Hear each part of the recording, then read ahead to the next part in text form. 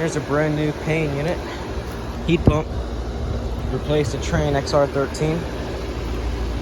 It's a 3-ton from 2024. It's my first 2024 unit. That sharp bend they did on the liquid line there, and the cap's missing for the true suction line. Here's a new old stock carrier comfort that was put in last year. It's working pretty good. I do not see a filter dryer unless it's inside.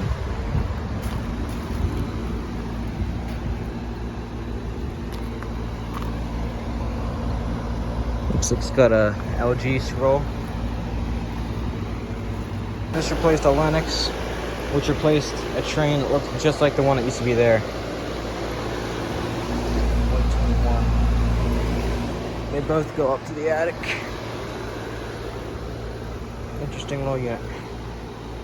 Nice ICP duo.